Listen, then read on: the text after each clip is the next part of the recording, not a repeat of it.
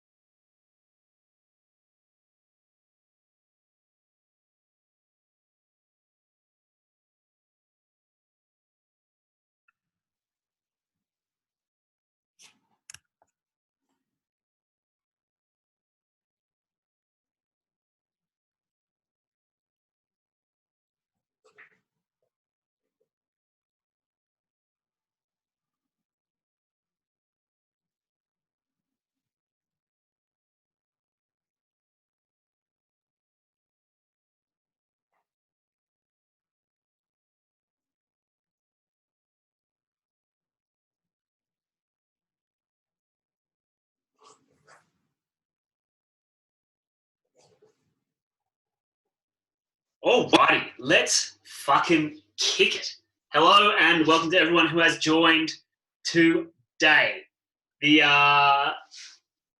topic today is going to be quick pickles. So the whole point of today, or tonight, so to speak, is we're just going to go over some basic theories. We're going to cover two basic recipes for quick pickling. One that's going to be with cucumber and red wine vinegar, and one that is going to be with pumpkin, or in terms of what I have, butternut squash, like anything of this kind of family, and white wine vinegar. The idea is there are a couple of basic philosophies based around how to cook things, how to pickle them, how to get the right kind of tension in what you want.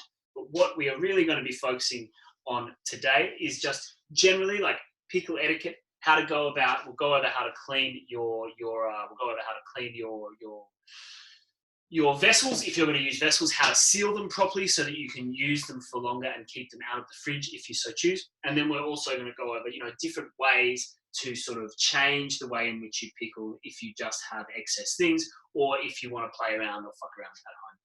The whole point of these recipes is they are very straightforward, and they are easy and kind of impossible to fuck up. So even if like it's kind of impossible to over pickle something, the only thing you can really do is maybe overcook it if you're doing it as a hot pickle. But then also we'll have a look at cold brines, and we'll go over how to do cold brines and how to use vegetables in that sense. So you want to pickle them instead of cooking them. You can either pickle them cold, or you can just add like a warm liquid to the vegetables, which will give you more crunch and also potentially imbue more flavor that's not overwhelming. So the first thing that we're going to do here is I have my water in the pot. So I'm just going to get the pickle stuff moving, because what we want to do is we want to bring it to a boil, and then we want to let it simmer for 10 to 15 minutes to get things, sort of all the flavors connected, really. So I have 2 jugs of water here. I've got my red wine vinegar that's going to go into my orange pot for the cucumbers. And then I have my white wine vinegar, which we will use for the pumpkin. Now, When you're looking at water to vinegar ratios, these recipes are good because they're very simple and straightforward. So it's a 1-to-1 ratio. So however much vinegar you put in that amount of water. And then you essentially just base everything off the back of the vinegar. So if you have a litre of vinegar as per the recipes, then you put in a litre of water. If you have 500 mils of vinegar, put in 500 mils of water. The reason that I've done litre recipes in this case is because if you are pickling a pumpkin, or maybe you're pickling 2 pumpkins, you'll need at least a litre of vinegar and a litre of water. With the cucumber recipe, you can sort of pickle as many cucumbers as you can fit in there. And the lovely thing about both of these pickle mixes is they are great generally as dressings, and you can hold on to them and reuse them. So if you do make an abundance of pickling juice, so to speak, you can use it over and over again. But beyond that, you can sort of just store it in the fridge. You can pull it back, and you can reheat it. Bring it back to the boil, and then pickle whatever you want, or use it as a cold pickle, which we'll talk about soon. Okay, so for the cucumber, we have chili flakes. I've got ancho chilies here. Normally I would try to use Korean chili flakes, but I couldn't get any. So ancho chili flakes. We have some fennel seeds and a couple of bay leaves. Get that in. I have brown sugar, which is fantastic. We'll get that in as well. And we're going to mix that up, and we're going to let that come to a boil. For the white wine vinegar, we've got, what you'll notice, twice as much sugar attached to white wine vinegar as there is to the red wine vinegar. Now, the red wine vinegar recipe. The reason for that is because white wine vinegar is much tartar, much more astringent than red wine vinegar. Red wine vinegar generally is going to be a lot sweeter, and it's going to have a lot more natural sugar attached to it than the white wine vinegar, which is generally a lot tartar. But beyond that, for the intention of the pickled pumpkin recipe, we actually want a lot more sugar in the mix than we might otherwise have in there. And the reason that is because what we're going to do with the pickled pumpkin, it gives you the option. One thing you've got to remember is the sugar itself isn't going to be in the vegetable you're pickling. It's going to be in the it's in the pickle brine. It's in the pickle mix. So that doesn't necessarily mean that it's going to end up in your vegetable. So if you have 700 grams, like with the pickled pumpkin, worth of sugar to the litre of vinegar, so there's 2 litres of liquid and 700 grams. That's pretty hectic. That's sort of what almost 40% of sugar to the weight. What that's going to do is it's just going to sit in the liquid. So when we're then reheating the pumpkin, if you want to reheat it later, which is how I like to do it, I like to char it in the pan a little bit. What that means is the sugar that's sitting in the brine is going to protect the pumpkin from actually being burnt, and that sugar is going to burn around the pumpkin. So what you can then use that for is to add an element of texture to a dish, but also this weird, like, sweet, burnt, savoury flavour attached to the pumpkin when you reheat it, which is how I would generally enjoy doing it. Hang on one second, I'm just going to switch this light off. Great. Okay, so that's noted there. So what we also have here is we have chili flakes again, more bay leaves, get those in. I've got some thyme, which I'm going to chuck in, a few sprigs of thyme for the pumpkin, and then we're ready to roll. What you can also do, and please keep this in mind, is you can sort of just add whatever the fuck you want to a pickle mix. Like, nothing is really out of favour. What you just have to be wary of is that some things are going to flavour it in a way that is much more intense than others. So if you wanted to pickle something cold, like as in the carrot pickle mix that we have in the recipe book for this week, you don't want to add too much garlic because that garlic is going to overwhelm everything. You don't want to add too many herbs because those herbs are going to overpower everything. So you have to be wary of a delicate balance. Things like chili, things like different, dried seeds, fennel seeds. Maybe you could use caraway seeds. You could throw some cumin seeds in there if you wanted. You could do some toasted coriander seeds as per the carrot recipe. All of those things in small amounts are going to be really, really advantageous. If you overdo it, then it's going to be overwhelming in the pickle mix. The reason that we add so much fennel and so much chili to the cucumber, though, is because cucumber is quite a simple flavour profile. And what we are trying to do, we're trying to imbue flavour and really just get it in there so that those cucumbers actually become something different. Whereas with the pumpkin, what we're trying to do is we're trying to cook the pumpkin without impacting its flavour too much, but adding enough to it to give it another layer of sort of depth, to give it something else within and of itself. So these are now both on. They're moving fast. As soon as they come to a boil, you want to keep them moving because there is sugar in there. And if the sugar settles on the bottom of the pot, then that can be pretty hazardous, and it's going to burn it, and then it's going to fuck everything. Any sort of bitterness that goes into a pickle liquid at this point in time is going to ruin everything. And that's going to give you the shits, because if you're unaware of it and you get to the end of it and you taste your liquid or you taste your pickles, you're going to be really fucked off. Because you don't really want to taste your pickles until they've cooled down. And if they've cooled, you've wasted all this time, you've wasted all this energy, and it's really just going to give you the shits. So this is what these look like at this stage. So it's just, a couple of pots. The one on the left is the red wine vinegar. The one to my right is the white wine vinegar. The reason it's so dark, again, is because we've used brown sugar. Now, the reason we've used brown sugar instead of white sugar, in my opinion, when making things like sauces, when making, unless they're very specific sauces, when making things like pickles or pickle liquids or brines, using white sugar is very, very, very sweet.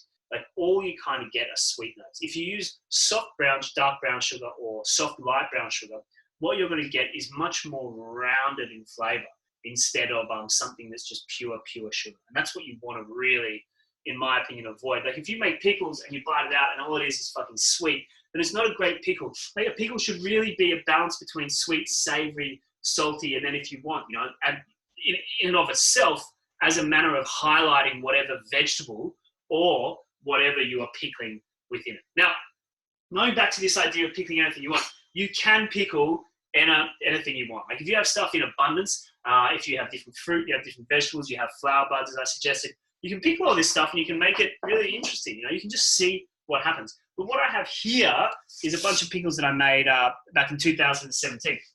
So, first thing we have, so I'm just keeping an eye to see if this boiled, is we have pickled nectarines. Now, these were pickled with a base of rice wine vinegar.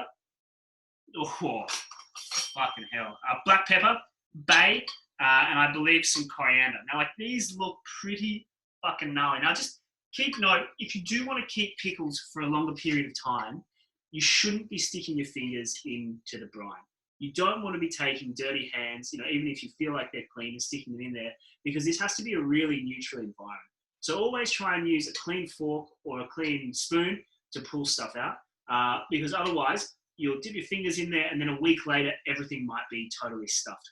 Now, the way you know if something is stuffed is it's pretty much going to smell like a garbage can, which is not very appealing, but you'll know very quickly after tasting something and after smelling it if the brine's gone or if the pickle's bad. This one, I can smell sort of like sour nectarines that have gone in there. I can smell some of the ferment from the skin, which is really nice. There's no kind of sour, malicious fermentation that's occurred, which is good. I still get the sweetness of the rice vinegar. And I also get all the aromatics, which are in there, again, like the bay and the pepper, all that sort of thing. So that's really nice. Now I'm going to close that up. For now, actually, before I do, I'm going to grab that spoon and we'll just taste the brine juice. Now, one thing to keep in mind when you're making pickles as well is you have all this fucking brine. And if you don't want to use it to continue making more pickles, or you can't be fucked, or you think maybe you've used it too many times, use it to dress, use it to dress salads. Use it as a vinegar generally to finish off dishes. So if you're making a tomato dish and you would otherwise add vinegar, add some of the pickle juice. If you're making, even if you're making eggs or a green sauce or anything like that, anything that might require vinegar, you can use the pickle juice. Or alternatively, just splash it over rice with some, fried eggs, or add it to some chili sauce and make a new dish, or mix it with fish sauce and some fermented chili paste, and fucking have a lovely time. But this juice generally, is super sweet, really, really nectarine. And again, what it allows you to do is, a lot of people will tell you, really, at the state in which cooking exists at the moment with chefs, the key to the chefs getting ahead of other chefs really is how and where they can get their ingredients. Like, if you can find ingredients that other people don't have, and by that I mean everything from vinegars and oils through to different peppercorns, vegetables and fruit, then you're really going to be in an advantage. So something like this, this has been sitting now for almost 4 years. The brine in there, like the pickle brine, is fucking fantastic, and also like just a nuanced, really complex flavor that could add a level of depth to a dish that couldn't be achieved with anything else except this. Now, that's a really wonderful thing. Like, it's a wonderful thing to be able to do generally at home. It's also a wonderful thing to be able to do in a restaurant. The problem is, good luck fucking trying to replicate that, because it's 4 years worth of, pickle juice. And if you then, sort of put a dish on the menu that really stands out and people like it and you want to keep running it, then you're fucked, because you can't really replicate it in any time soon. But you know, having it for the period of time you have it is lovely. Now, looking at this nectarine, so if you have a look at the texture here, let's get this onto a knife. This guy has fucking gone pretty dark, like he's looking pretty gnarly, which is pretty sick. If we cut into it, I'd say that color and flavor, that color is going to be consistent throughout, as you can see, it is. So it looks pretty fucking lit. So we'll see when eating it if it still tastes good. These are both come to a boil, so something. Oh, it is so fucking punchy. It's so good. The acidity attached to it is like bright and super clean. You get peppery notes right at the back of the palate. You can taste the bay right up front. But the texture of it is still like a perfect peach or nectarine. You can peel the skin off as if it's kind of like the height of summer, which is fantastic. So serving that, I used to serve something like this, Dandy 2.0 with clotted cream and like a rosemary syrup.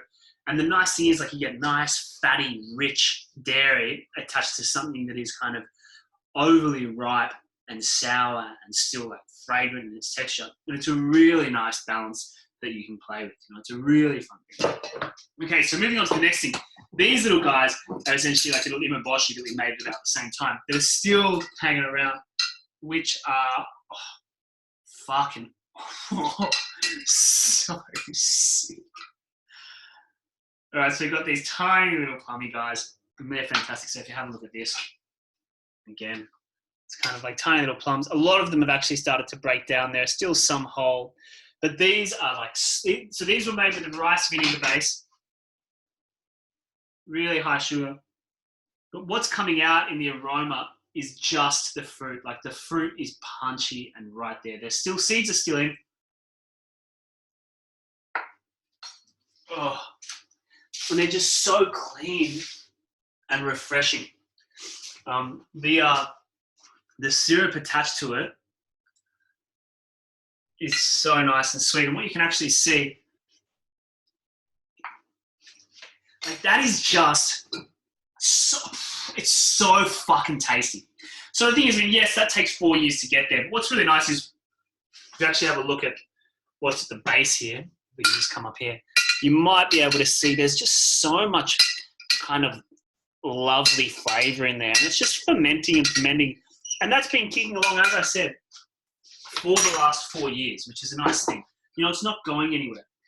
I've made sure no one's stuck any dirty fingers in there. I've made sure that it's always been kept at a decent temperature so it's stable.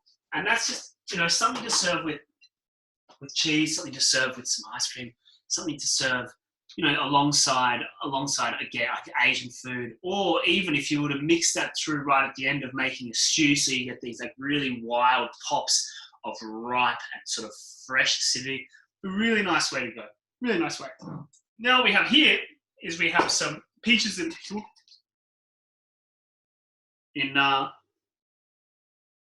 what smells like a white wine base, but all you're getting in that is just like peach. So they've been done whole. Let me just pull these out. You can see, oh, there goes that guy. You can see there, still skin on, whole fruit. We would have got that at the peak of summer in 2017 and just chucked them in this brine. Taste the brine quickly. Oh, like these are fucking super, super sweet. So all of the sugar from this fruit has come out. Oh.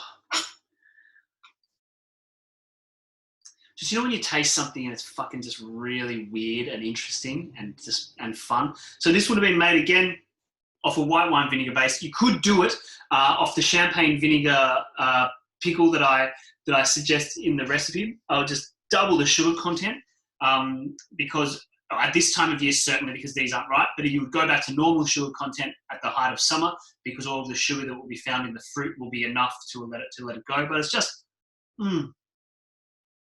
like just so interesting. It almost tastes like candy and the texture in the mouth, which is just really, really pleasurable. And again, like we've had it for 4 years, it hasn't gone anywhere. The last thing we're going to have a look at is some pickled carrots that I made a couple of months ago that I made with the cold pickle recipe that I sent out. With thyme, with garlic, with toasted coriander and some dried chilies. We've got the whole dried chilies in there, which is nice. Still crunchy, super, super fragrant. Great in a sandwich. It'd actually be fantastic with pretty much everything. So again, like these recipes are all to be found in the worksheet that we set out. It's all really easy stuff and it's super fun. So what we're going to do now is these pickle juices are almost ready. What I do want to run you through though is just a little bit of etiquette when using a mandolin, especially if you're using a mandolin to slice cucumber. Now, with this cucumber pickle recipe, with kind of all of these pickle recipes, the whole idea is you can get as much vegetables, or as many vegetables, or as much sort of product and stock as you can in there. Now, what you do have to be wary of though is when you do initially seal it up, when you get it into a jar, you do want the pickle juice to be covering all the product that's there. Like you don't want there to be anything hanging out because that is going to start to erode. And if that starts to erode and build bacteria, then it's going to impact the whole pickle set. Now, when we are cleaning out jars and things like that, so if you have a jar like this, for example, before you would use it, you would set you would set a pot with water in it. You would bring it to a simmer. You would drop the jar in on its side. So you put it down on its side so it fills with water, and then you bring it back up and you stand it up. And you want the water to come right to the top. And you let that bubble away and simmer sort of 5 to 10 minutes. You pull it out, you empty the water, you let it sit upside down on a clean towel until it dries out. You get the lid in there, you let that simmer away for 10 minutes, clean it up. When you are ready to use this, tip it up, make sure it's dry, there's no more water found inside. It can be wet on the outside, it doesn't matter, but on the inside you want there to be as few droplets as possible. If you want to get in there and clean it out with a clean towel, that's fine. You want to fill it up with your pickles, and then you want to get it back into the water with the lid on, up to about here. And what's going to happen is the pressure from the water boiling, if that sits for 10 to 15 minutes, is actually going to pull all the air out of the jar, and it's going to seal it. And you might even hear like a pop as the jar seals down into itself. Now that's going to mean that it's really fucking pretty much ready to go whenever you want to open it. When you open it, you will hear that pop again. You'll be able to smell it, you'll get the aroma straight off, and it will also be really clear to you if it's gone bad. Now, it can go bad for any number of reasons. Sometimes things just don't work. When you're working with things like sauerkraut, which we'll go over, in the coming weeks, that can always be a difficult thing to manage, and so can things like kimchi and other, like long-form salt ferments. When you're doing something like this, it's normally pretty easy, and that's why it's nice to start with something like the cucumber pickle and a pumpkin pickle, because it's very hard, very, very hard to fuck them up. Even if, you pickle them, you leave them in, like I made some a couple of weeks ago, I pickled them, I left them in the pot on the stove for a week in the pickle juice, and they were fine. Like there's no harm in doing that. As long as the temperature variation doesn't go up and down dramatically, it's going to remain pretty stable. Now, in saying that, the cucumber's pretty much ready to go in, but it only goes in for a couple of minutes. The pumpkin's ready to go in, so I'm going to get that in. So as I said, I found a butternut squash today, which is a shame. I like to cut them into crescents because they're easy to fry and they're easy to fit into things. And I'm going to get that in. What we're going to do is we're going to cook this. It's going to take 30 to 40 minutes to cook in this pickle brine. Now, depending on what season you're in and where you're getting your pumpkin from, it might take a different amount of time. But generally, I've found 40-ish minutes is when it's tender enough to go. Now, even with this, I might not have enough. I've just got enough brine in there at a litre to cover everything. But I am going to have to be wary of it. As you can see, I'd prefer if I had more brine here, but I'll just push it down and make sure everything's covered. Now, we want to bring that up to a simmer. The reason that you want it to simmer for sort of 10-ish minutes after you mix everything together is once you bring it to a boil, all the flavors start to come together, and then the simmering of that liquid is just going to kind of really sort of engage the flavors on a better level. If you just chucked everything in straight after it came to the boil, everything's come to the boil and it's still separated. We want those flavors to combine. I've got a question here from Mr. Alex Sarrell. Can you mix plums, peaches, and pears, for example? Yeah, you absolutely can, but I would do it in what would be known as a cold pickle. So you wouldn't, if you want to do it over heat, you would do them separately, or you would certainly pickle them separately. So you would put your plums or your peaches or your pears even into the hot liquid and then pull them out. But if you just chucked everything into a big jar and then you tipped the pickle juice over it and sealed it up, then that's just going to work away in and of itself. The sugar that's in there and the sugar that's in the fruit, for example, is going to allow for that fermentation to occur, and the development is certainly going to be struck. You would want that pickle juice to be hot so that it can shock the fruit, though.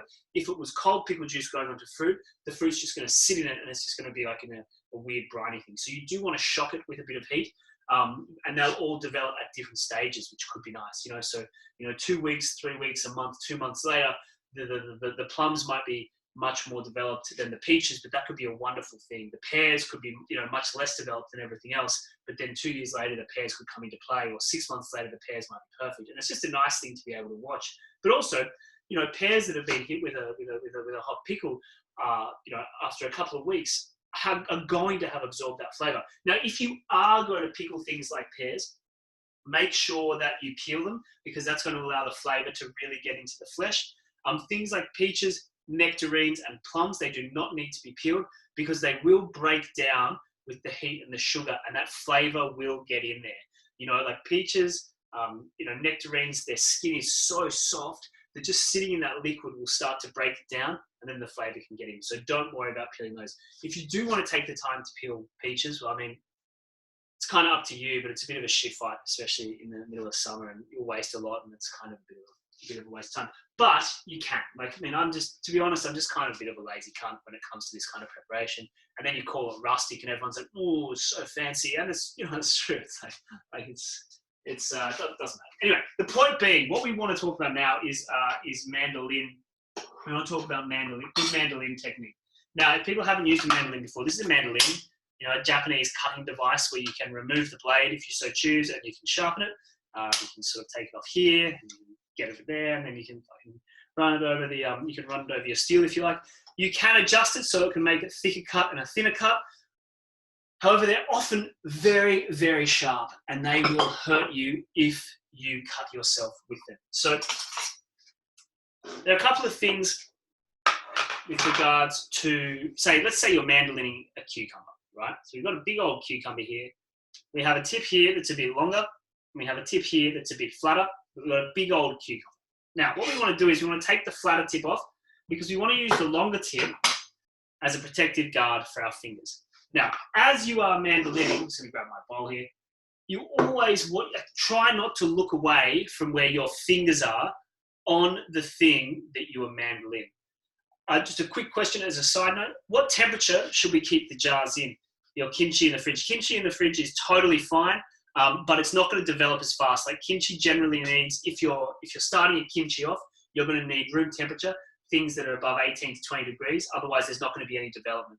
But again, we'll go through this idea of burping and working with salt ferments in the future. And if you do want to cover some questions on it later, I will happily help you out. But if you have kimchi that's ready, keep in the fridge. Keep in the fridge if it's ready to go. But if it's developing, you want to room temp. Now, when you're using a mandolin, don't get, like I just did with that question, don't get fucking distracted. Like, this shit is dangerous, and you'll cut your finger off. The amount of times, if you talk to any chef, the worst cuts they've ever had are with mandolins, because you lose focus and then your finger's gone, and it's really sharp and it really hurts. So you just want to be keeping an eye on it always. Keep an eye on where your fingers are.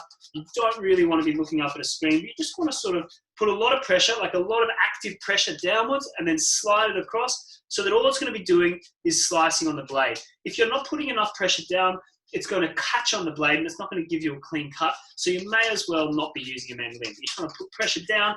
As you can see, like, we've gone through almost half this cucumber very, very quickly. We're almost there. And at this point in time, it becomes a bit scary, because your fingers are getting closer and closer to the blade. You want to be holding on to this protective mechanism. Now, just say you're not mandolining something like a cucumber. Say you're mandolining something like an onion. And you have this onion, and you're like, fuck. Very quickly, it's gotten to the point where my fingers are right on the blade, and I don't want to cut myself, but I don't want to waste half the onion. Well, let's just pretend this cucumber is an onion. Now, if you were to do this, it's going to be pretty tricky, because my fingers are, less than an inch away from the blade, and very quickly after a few slices, they're going to be much less than an inch away from the blade. And all of a sudden, I'm going to catch my middle finger, the nail's going to go off, my thumb's going to be bleeding everywhere. It's going to be really fucked up. So what you do is you flatten your hand, and you push flat down with the palm of your hand. You keep your fingertips up and your thumb the fuck out of there. You do not put your thumb down. You do not let it drift.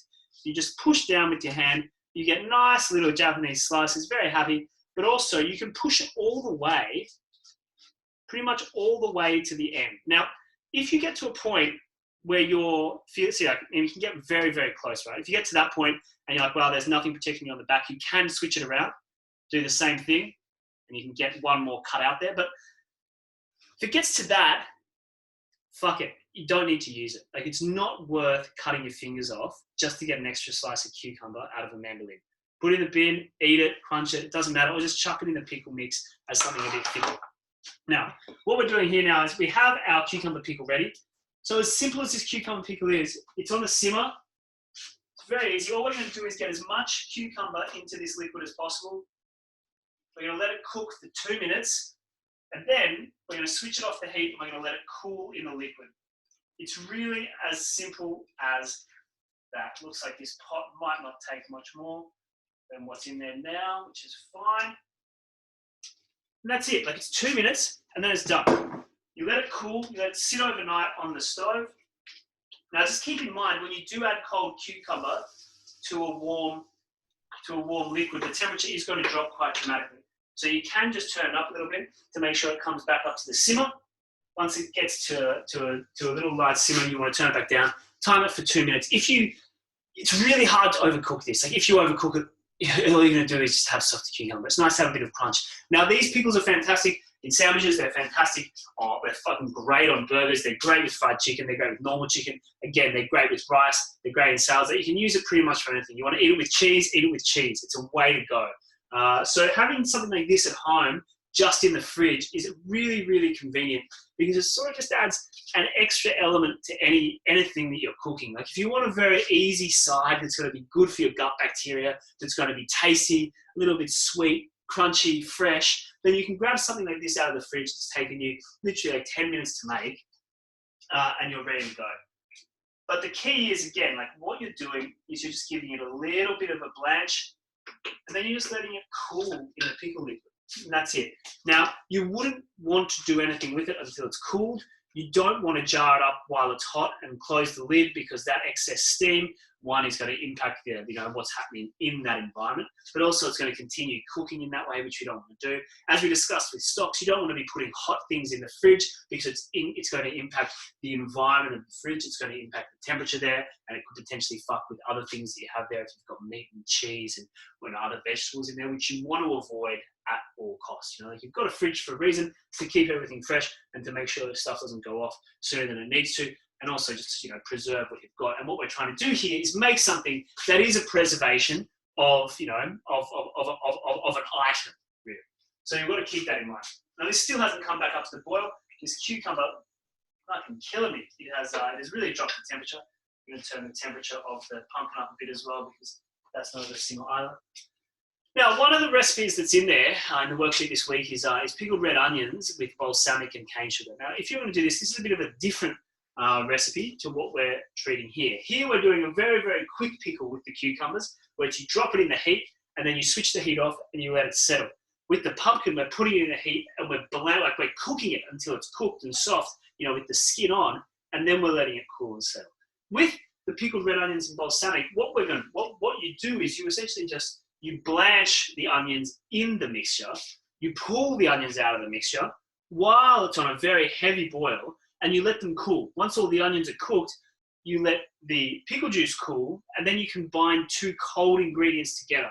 And what you end up with is this fantastic sort of very, sour, sweet, fragrant, sticky pickled onion that will last forever and is a fucking marvel with ice cream. It's a marvel with cheese. It's a marvel generally with anything, but it's a fantastic way to pickle. The only problem with it is having that amount of balsamic, which you kind of need, like you need around 500 mils, to really do it properly.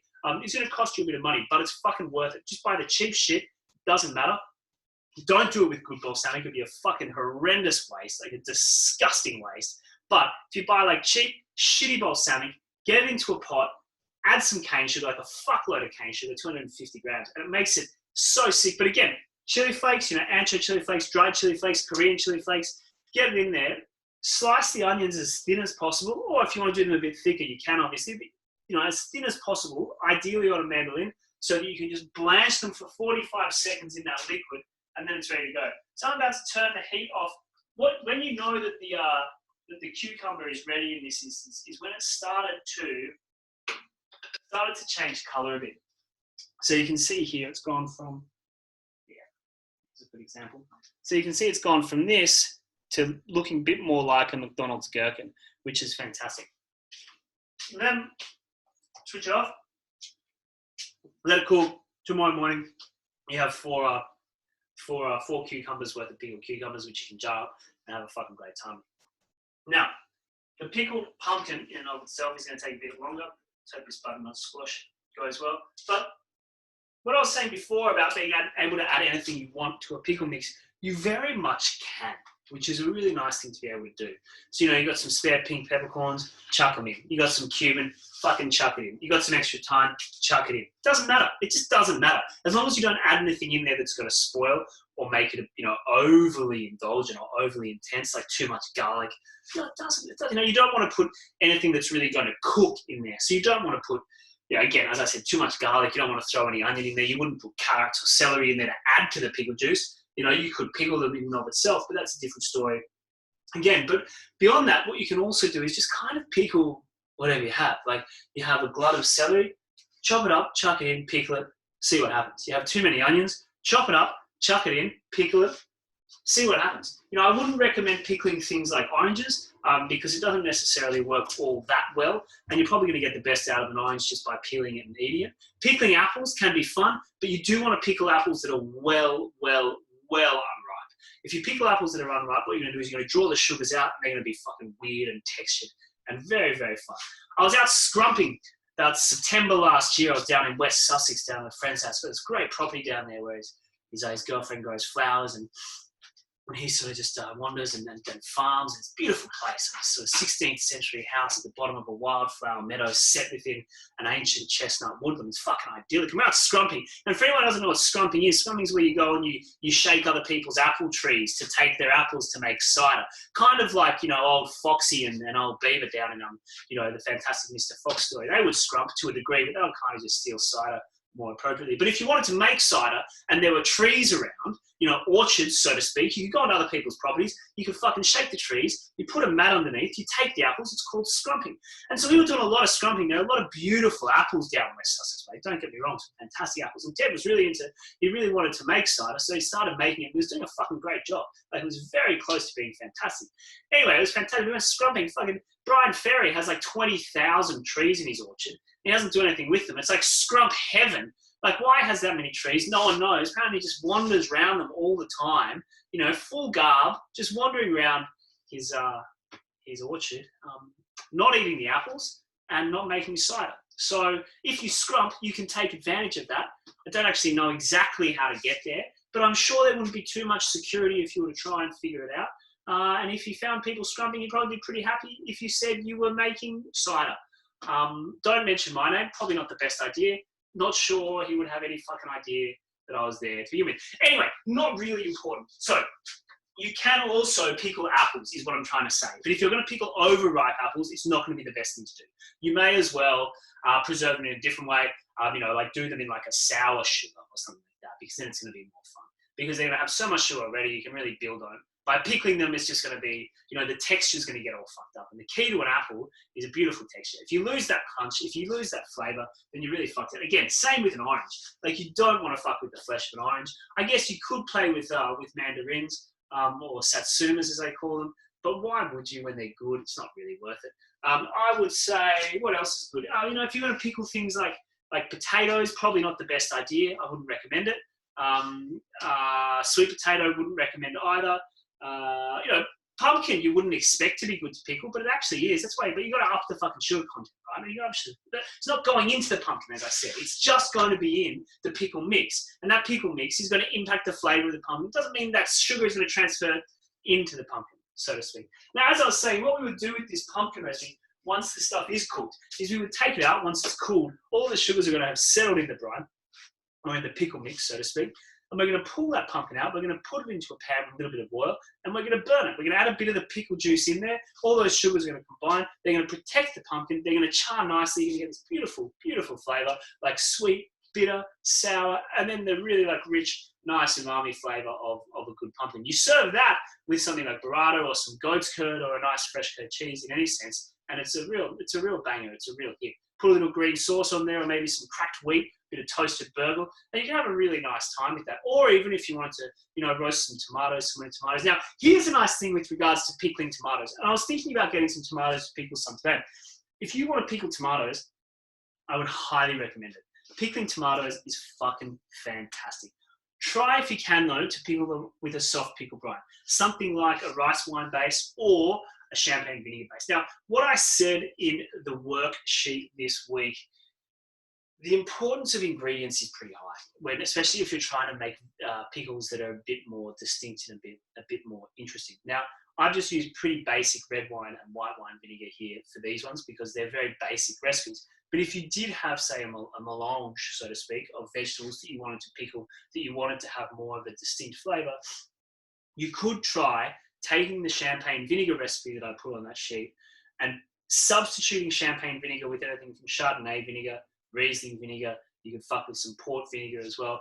Taste the vinegar, see how it goes. The reason that people like to pickle, and people who like to pickle with champagne vinegar, people like Alice Waters, who, don't get me wrong, is pretty fucking foo-fooey. I'm not sure if anyone's seen her on camera before. Whoa, she does not work well on camera. And her daughter Fanny is a real weirdo. Like, she's got some, I don't know her personally, but just from what I've seen and what I've heard, she's got a real thing, and she released a cookbook herself, like, Mother's Shadow. Like, what's she gonna do? She's just waiting for Alice to die. But the point is, I met Alice once at Cheese. There's a cheese festival There's a cheese festival in northern Italy, in a little town called Bra, where I was studying for a couple of years, 2011 through 2012. Before I moved to London, actually, I was down in Bra. Dan, you told the story last time. Just gonna call you out on that. Fuck! Run out of stories. The point is, the pizza that I had right before I met her was fantastic. Like, it was absolutely fantastic. And what they'd done is they pickled chilies to put on this pizza, which is not necessarily a traditional thing to do, especially in northern Italy. And they pickled them with champagne vinegar with a recipe that's akin to what I sent out this week. So it's very, very good. So I understand that I may have told like the bulk of the story before, but there were other elements to that day that were very important. It's just that's the triggering aspect. That's the triggering aspect. Anyway, moving right along. What else do we have to? Oh yeah, that's what I want to talk about. So cold brine. So if you want to. What's nice about pickling things like carrots or celery, or harder vegetables, or even pickling things like if you want to do zucchini or eggplant, is what you don't want to overcook it. Like, you want to maintain the texture of that vegetable. So if you put stuff that's aromatic in the base, you make like a very simple base with the carrot recipe, for example, that I've sent down. If people have a quick look at that, the cold pickled carrots. The base of this recipe is rice vinegar, white wine vinegar, water, sugar, and salt. Like, that is the base. The additional stuff that you add there is the garlic, the chilies, the thyme, and the toasted coriander seed. Now, what's nice about this is you can take this base recipe, the rice vinegar, the white wine vinegar, the hot water, the brown sugar, and the salt, and you can add to that whatever you like. Now, if you're going to add things to it, you don't want to cook them too much. So what I've said here is only bring this stuff to a boil and then take it off the heat. Because if you cook it for more than when it comes to the boil, the garlic is going to become way too overpowering. The dried chilies, which I would suggest putting in whole, are going to sort of leak all their flavour and may become too chilly. The thyme is going to get like bruised and burnt, which is not what you want. And the coriander seeds are just sort of going to be, again, overpowering in the mix. So you bring it to a boil, you let it cool. Once it's started to cool a bit, you tip it over the carrots that are already in a clean jar. You let that to cool itself, like sort of leave the lid off, let it to cool, and then you've got what's essentially defined as cold pickled carrots, so to speak. The carrots aren't going to cook a lot because the liquid is the carrots are going to be stacked quite firm in your jar, and there's not going to be a whole lot of liquid in there to cook them. But what it's going to do is the flavour is going to be really instilled and imbued in those carrots, but you're still going to maintain a really nice crunch. So if you have something like zucchini, you let the liquid cool even further before add it. If you have something like eggplant, you might want to slice the eggplant super thin, or if you've got baby eggplants, which are amazing, you want to have it a bit hotter than you might if you're doing something like zucchini. If you want to pickle something like, celery, again, you want to have it less hot because you just want to put the flavor in there. You want to maintain the crunch. What you have to consider when you are using quick pickle recipes, like the ones that we're going over today, and like the ones that are featured in the workbook this week, is that it's up to you what sort of texture you want to get. Like, if you do hit it with too much heat, things are potentially going to overcook. Doesn't necessarily mean it impacts the flavor of what the pickle is. But as I said at the beginning, the ideal pickle is something that is, has a balance between sweet, has a balance between sour, but ideally and ultimately highlights the quality of whatever it is that you are pickling. Now, if you wanted to pickle eggs, Mr. Alex, there are a couple of ways I would suggest. Just a question from Alex down here. If he wants to pickle eggs, how would you do it? You could do it in two different ways. I would suggest the first one would be to put the eggs in whole in the shell into a simmering, or like essentially treat it like a soft boiled egg, but you would soft boil the egg or hard boil the egg in a pickled juice. So when you peel the egg, it is essentially going to be pickled. Alternatively, you cook the eggs to the runniness that you want. You peel them, and then you drop them into a cold brine. So you don't want to put them into a hot brine because the hot brine is going to continue to develop the yolk and the white, which you want to avoid. Ideally, you'll boil them to the point that you like them. You'll take them out of that hot water. You'll drop them into ice so they stop cooking. You'll peel them as suggested with a teaspoon so that you don't fuck it up, because it's really annoying when you fuck up boiled eggs and you can't peel them properly. And then while they are still hot, while they're still warm, they've come out of the ice, so they're not super hot, they're not super cold, you drop them into a pickle liquid, and then you just let them sit for a couple of weeks. So that pickle liquid, again, you could use anything. You could use the red wine base if you've got leftover red wine pickle for making cucumbers, if you have leftover white wine pickle for making pumpkin, if you have leftover any sort of pickle juice, or you've made pickles last week and you've eaten them all, but there's still heaps of brine left over, you could use that. You just drop them in there, let them sit for a couple of weeks in the fridge. I would say in the fridge just to guarantee that no bacteria is developing, especially if you haven't got a clean jar and you haven't sealed it properly. And then just pull them out whenever you're ready to eat them. Good with a pinch of salt. There's nothing wrong with pickled eggs. It's a real delicacy in the UK, which is a nice thing. You get these fucking wild pickled onions. If you can get any baby onions, actually, or even like banana shallots, fantastic. You can pickle them with, you can get what's it called?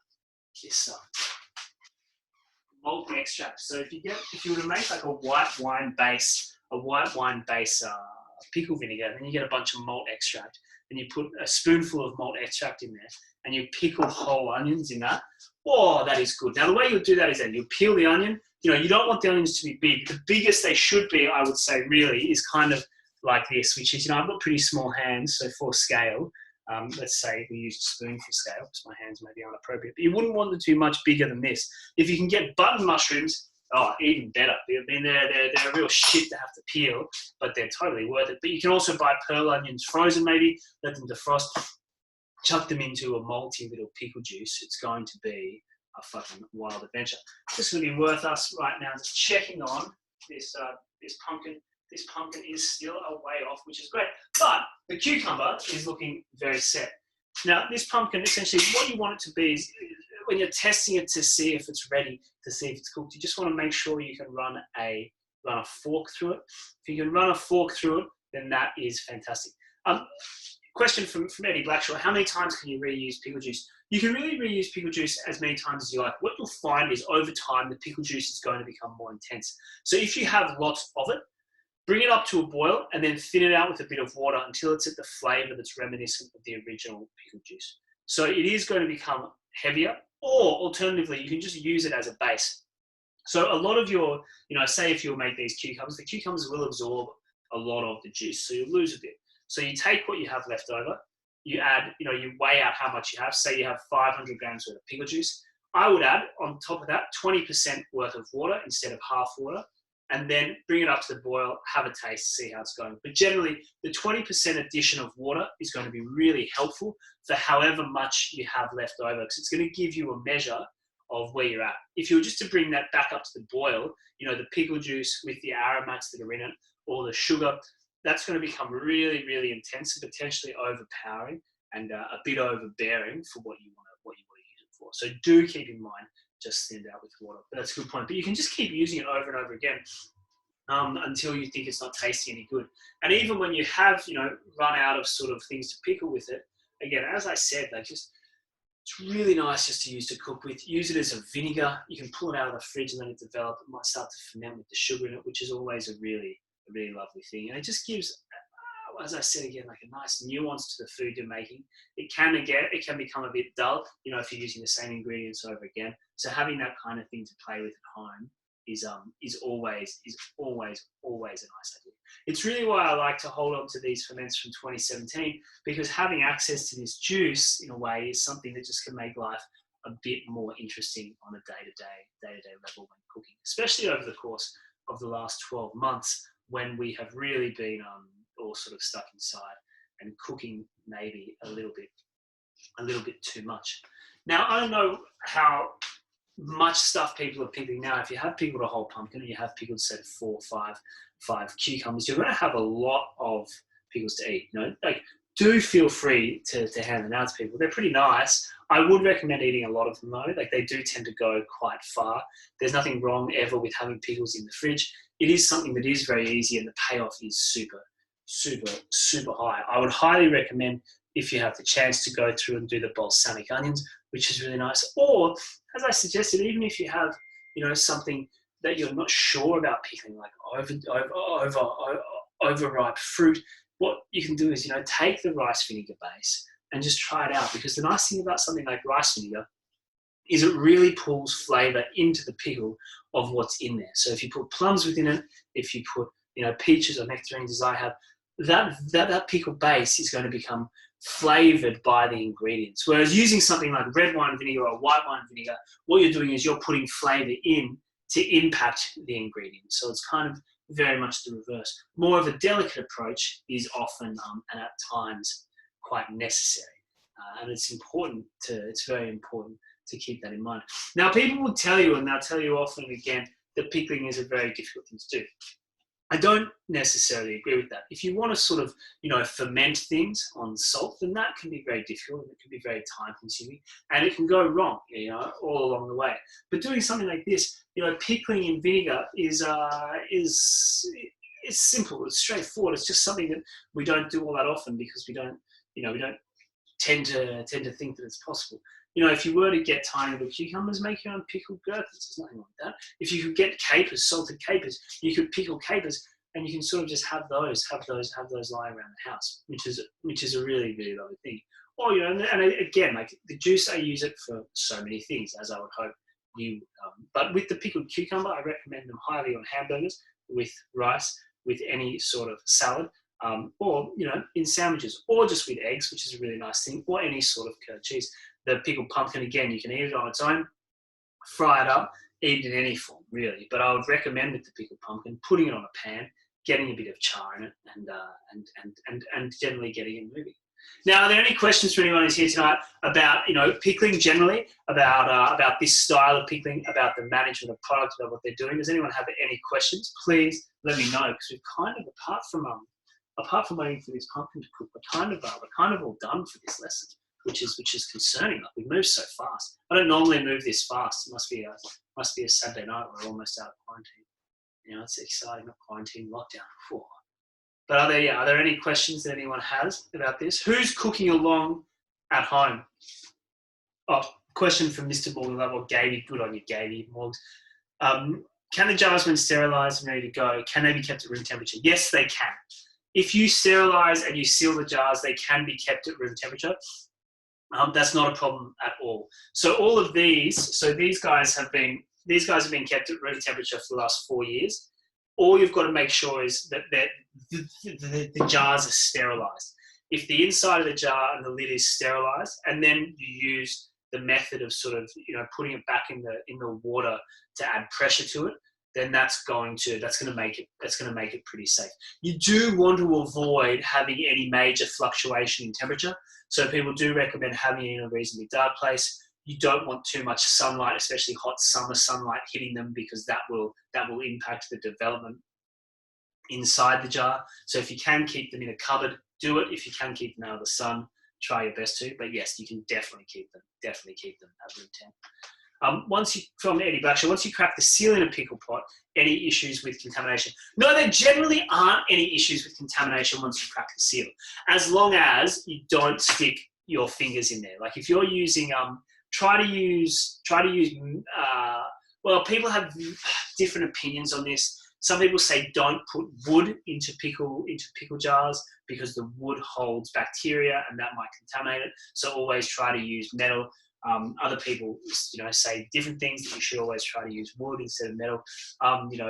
Just don't put anything dirty in there. Even if it's as simple as, like, if you stick a spoon in, you taste it, just rinse it under water before you put it back in, because the bacteria from your mouth could potentially contaminate it. And that's really, I'm really shitty. I made this kimchi at the beginning of lockdown last year, which is a wild kimchi made off the back of, it's a vegan kimchi that we made with mushroom powder, with this fermented chili powder we've made, and a whole lot of pine and all the offcuts of the vegetables. It was like the 16th of March or something. It was clear that we weren't going to reopen. So we just took everything and made a whole bunch of fucking wild pine kimchi. And it was wonderful for a while. And then my friend Georgie came around, and I was like, mate, you got to try this kimchi. And George is generally pretty good. Like, he's a butcher, specializes in French charcuterie, kind of pate en croûtes, really traditional, like high-spec shit. And he just fucking shoved his hand in there and ate it. And then a week later, it was pretty much fucked, which is a real shame. Like, you can see the liquid in there. It's like, just, the thing is, it smells kind of wild, and sometimes it's sort of appropriate. But it's, yeah, you kind of fucked it. I was pretty upset. So that's when the contamination becomes a problem. And if someone shoves their hands in your pickles, I tell them to go fuck themselves. I mean, I didn't tell that to George, but I did kind of catch my breath a little bit. I was like, oh, George, you should fucking know better. Don't do that. Please don't do that. But yeah, once you open it, there's not really any problem with contamination. Depending on how fast you're going to go through it, maybe put it in the fridge, but again, it's also not necessary. As I said, all these big jars they've never been in the fridge, and I've had them for 4 years. It's just making sure that things are sealed properly. If you see any growth that starts to develop, like if you have a kilner jar like this, you can see you might not be able to see this, but there's a little bit of growth on the outside of the rubber. You want to keep an eye, really, the main point is keeping an eye on the inside here, where the sugars, as you've used the pickles, if you've got a big jar, the sugars are going to settle around the rim of the jar, and so bacteria might get in there and start to develop and cause a growth. But generally, you should be fine. If that does happen, you can just get a bit of paper towel, you can stick your finger in, you can sort of clean it out, and that's not a problem. But just keep an eye. The main thing to look out for is if it does start to smell off, just ditch it. It's all right. It's not a big deal. It's just not going to be nice to your tummy. It's not going to hurt you, but you'll know because it'll smell pretty much like wet garbage, and that's never a nice thing. It's never a nice thing at all. So keep that in mind. And if anyone offers you any pickles and you open them and they smell like that, then just ditch them. Like my neighbours once brought me around a bunch of pickles that they made, and they weren't very good. It was a real shame. They smelled pretty bad. So I chose not to eat them, but I did re-gift them to some people I didn't like at Christmas, which was pretty funny. And I didn't even say they were from me. I was like, hey, my neighbours thought you might like these. And they're like, have I met your neighbours? I was like, yeah, a couple of times. He met their kid. Said he remembers you, Frank. He remembers you. He's like, Jimmy. I remember Jimmy. I was like, yep. And pickles from Frank. And they're like, oh, this is great. So it didn't even reflect badly on me. It was actually just a really good use of resource. That's what I thought. Anyway, I haven't spoken to them for a while now. Maybe it did reflect badly. Anyway, that's not really the point. Don't think twice about that. But if someone does give you bad pickles, fucking chuck them. But if you do make these pickles and you go through this process and you follow these recipes, just have a taste of the liquid. Have a taste. Obviously you're going to, but taste the end product and just think about what you like. Like, if it is too sweet, just edit it next time. Or if it's too sweet, add some more water, or add some more vinegar, or add some more salt. Like, add other elements that are going to sort of, change the profile of what you're doing. There's nothing set. Like none of this stuff came from someone being like, oh, this is the only way you can pickle. Not at all. Question from Mr. Andy George. Good quality vinegars and good quality water. Can you give a bit more detail on this? Oh, yeah, Mr. George, I can. Now, good quality water in London is very hard to come by. Generally, I would just use tap water at home, like everyone has. If you do have a filter system, or if you do, have a Brita or something, try and use it because it is going to have a better impact. It's just going to impact the flavour. Nicer water is obviously the base of everything, especially when you're doing things like breads. Or, when water is a key ingredient, you do want to be maximising the quality of it where possible. So if you can do that, do. Good quality vinegars, though. I would recommend it if you're in London, having a look at companies like Bellazoo. They sell really reasonably priced, very good quality vinegars. Their Riesling vinegar is fantastic. Their port vinegar is fantastic, and they have a Banyuls vinegar that's remarkable. If you're after a Chardonnay vinegar or a Champagne vinegar, there's a company called Forum that make wonderful ones. And the thing about like a good quality vinegar is you can do fucking wild shit with it. So we would get we would mandolin really thinly green apples into rounds. Then we would put them into a backpack machine.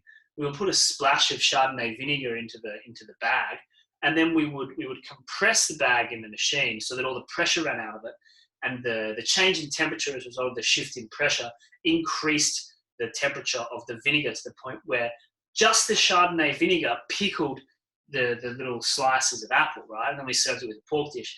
But it was like all you needed to do that. Like you couldn't do it with a shit vinegar. You could only do it with a really, really good vinegar.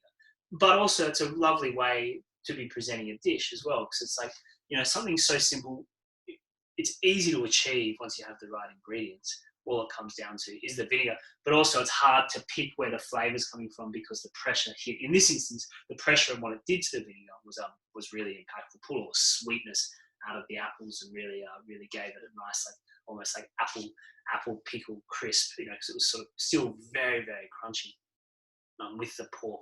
It was really nice. But so if you do use good quality vinegars, make sure that all the other ingredients are good quality as well.